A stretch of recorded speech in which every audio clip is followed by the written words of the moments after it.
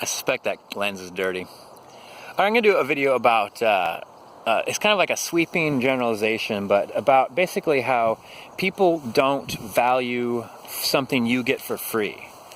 And I'm going to tell a short story. I've told the story before, so I'm going to abbreviate it, so it might sound a little different. But I had a friend that I used to take skiing. And I worked for a company that through my work, they also got some perks where you get some free lift tickets. You know, you do something nice for these people, and they give you a gift. Well, you work hard for these people, and they give you these gifts. And that lasted for a couple of years. So for a couple of years, my buddy and I went up and skied for free.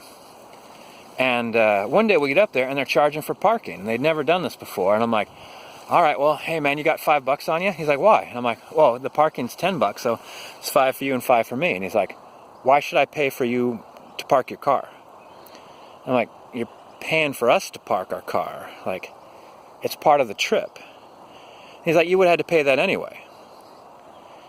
And I'm like, listen, you don't even pay for gas, so it seems to me like putting in a little money wouldn't be that big of a deal. And he's like, you would have burned that gas anyway. And I'm like, dude, you don't even pay for your own lift tickets. And he's like, you get those for free.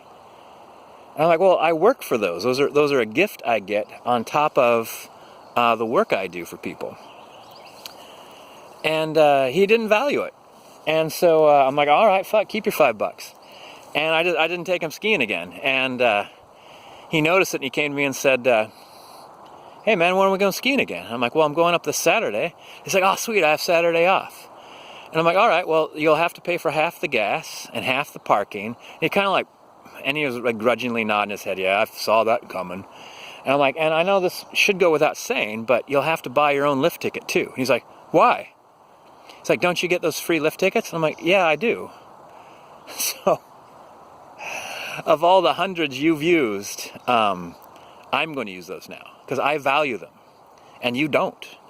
You think these free lift tickets don't mean a thing, but to me it means for all the times I've taken you skiing, I could be skiing twice as many times.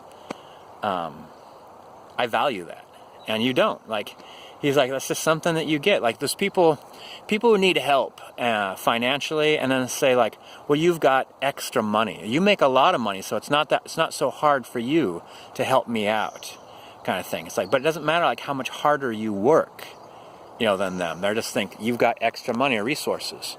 I gave somebody I loaned somebody a bicycle and a bike lock, and after they left, I noticed they left the bike lock behind, and they were going to work, and I called their work, and right when they arrived, I'm like, hey man, you forgot the bike lock. Can you lock that bike up inside the building? He's like, sure, don't worry about it. And the bike got stolen because he actually left it outside.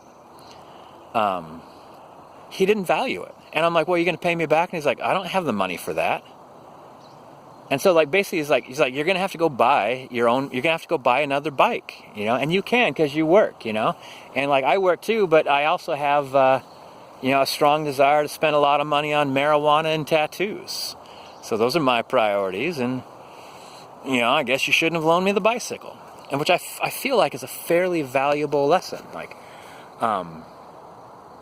same thing like loaning out tools, or so one of my acquaintances called me from another state. It's like, my car broke down.